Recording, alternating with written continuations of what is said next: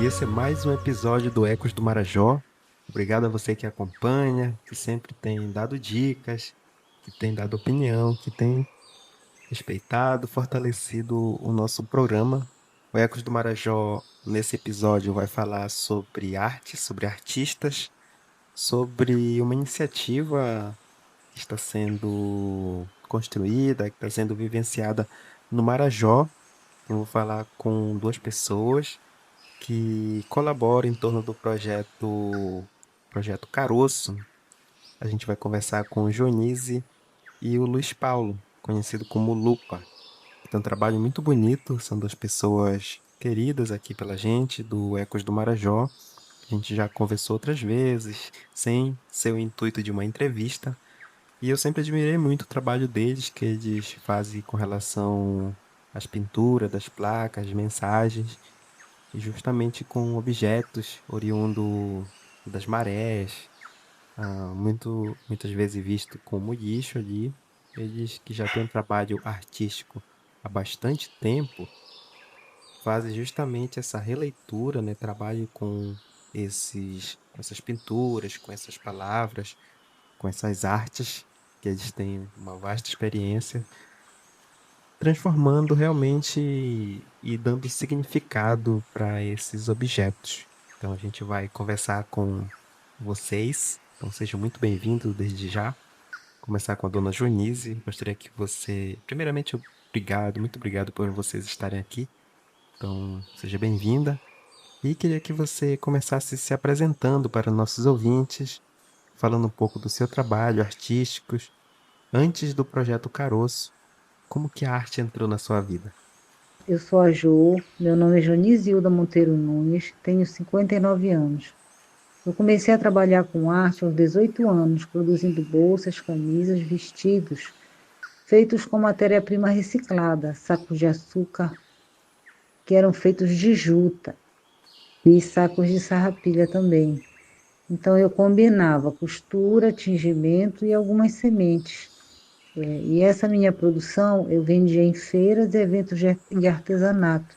E foi aí que eu encontrei o Lupa, nos encontramos e juntamos nossos trabalhos. Eu fazia as peças em algodão cru, já trabalhando com algodão cru, e ele pintava. Por esse período, eu e o Lupa fomos trabalhar em atividades distintas. O Lupa foi trabalhar na área publicitária e eu fui trabalhar na área de arte e educação na Universidade da Amazônia, onde eu também me formei em artes visuais.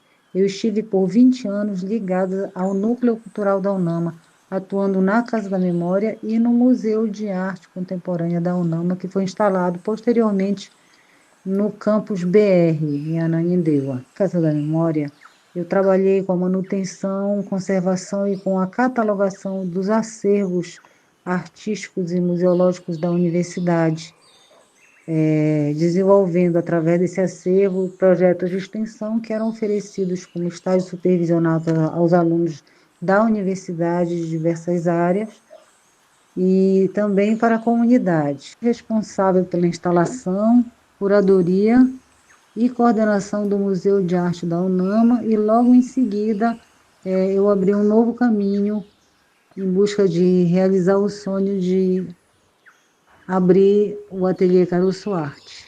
Mas isso é uma outra história que eu vou contar para vocês depois. Muito obrigado, Jonise. Agora faço a mesma pergunta à Lupa. Seja bem-vindo também e conta pra gente como que começou a trabalhar com a arte, né? Conte um pouco desse início da sua trajetória também. Oi, meu nome é Luiz Paulo Jacó, sou conhecido como Lupa nas artes.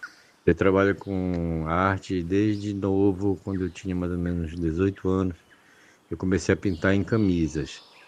Eu pintava em camisa de algodão, pinturas coloridas e vendia por aí, vendia nos eventos.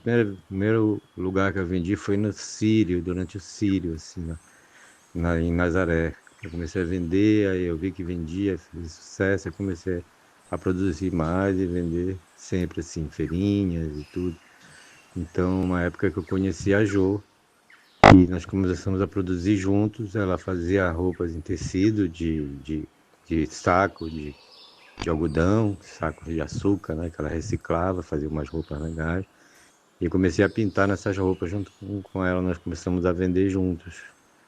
E a gente ia nessas feiras e tal, e frequentamos a feira de artesanato de Belém durante um tempo, já estávamos trabalhando com serigrafia também, pintava a mão e também pintava com serigrafia, já trabalhávamos com algodão cru, passamos mais ou menos uns 4 anos na feira de artesanato, a Jo entrou para a universidade, fez o curso de artes, né, formou em arte e educação, e eu fui para a área publicitária, isso.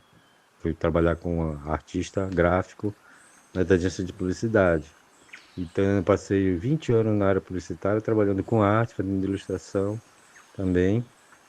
E eu comecei na área publicitária pintando, fazendo letras, fazendo pintura de letras. Foi ali que eu aprendi, foi a minha escola de abertura de letras. E depois, vários anos pintando à mão, os trabalhos todos de arte publicitária, até que veio a informática e eu passei a fazer arte digital. Depois foram mais vários anos de arte digital, até que em 2017 fundamos o Caroço Arte, que era para trabalhar com arte.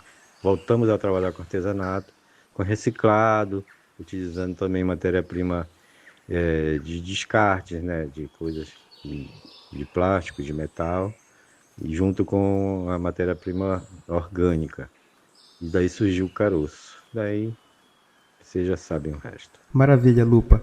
Agora falando um pouco com a dona Joanise, devolvendo aqui a palavra, em que momento vocês começaram a transformar essas placas e que vocês encontraram nas praias, né? Eu já vi um pouco do que vocês fazem.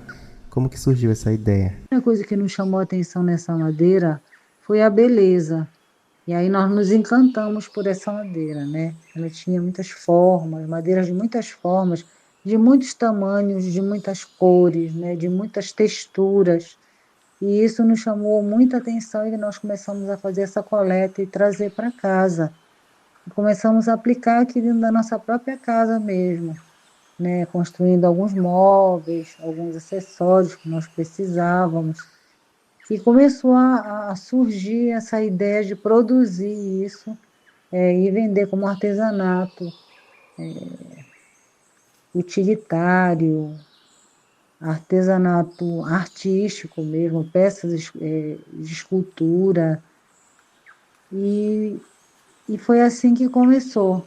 Então, a questão da placa, ela iniciou quando nós, na época, tínhamos um bistrô pequeno e precisávamos de umas placas para divulgar o que nós vendíamos na pequena lanchonete.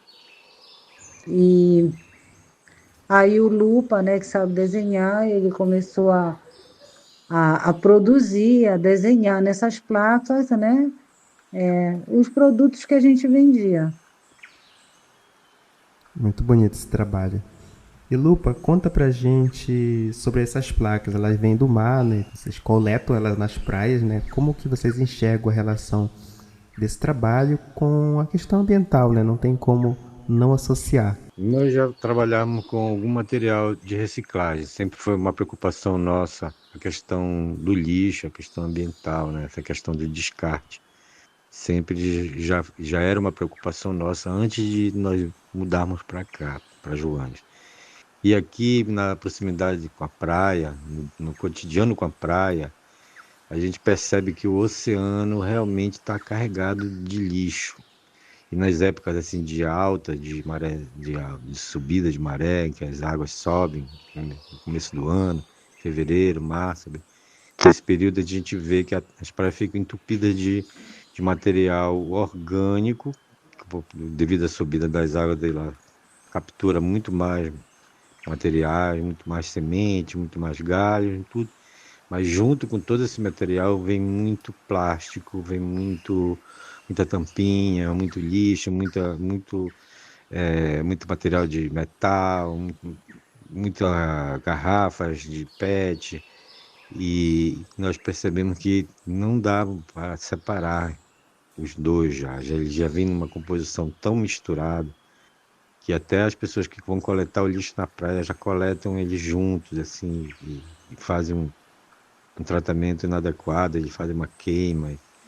Então, nós percebemos que essa relação nossa com esse material, com essa coisa, havia, sim, uma forma de salvamento, uma forma de tentar diminuir esse impacto ambiental, mas nós tínhamos ciência de que a madeira em si, a semente em si, não seriam tão impactantes quanto o plástico, quanto o metais, quanto o vidro, quanto os outros objetos. Se retirar a madeira da praia, usar, reutilizar ela, tem mais um significado para a gente de reutilização de uma matéria-prima que já foi uma árvore, que já foi uma ferramenta, que já foi uma nave, sabe, que já foi algo útil, utilizado pelo homem e que depois foi descartada da natureza, voltou para o ambiente dela natural, para a água, mas de forma descartada, de forma assim que aí nós damos uma ressignificação para ela e para nós também, quando a gente se depara com um material desse. Agora, com relação à agressão à natureza, a essa coisa que a gente acha gravíssimo que existe, esse contato com o mar nos desperta muitas coisas. Essa preocupação com isso e nossa tentativa inútil de tentar diminuir esse impacto, transformando, assim, em alguns momentos, esses objetos em algo que represente a natureza. Eu acho que faz muita diferença, até pelo próprio sentido que as coisas têm. Devolvendo aqui a palavra para a Jo, o que você pode dividir com a gente sobre o formato dessas placas, né? A gente olha e observa que elas lembram muito barcos, né? Barcos, banco de barcos, a abertura dos nomes, né? Que a gente vê nessa paisagem ribeirinha.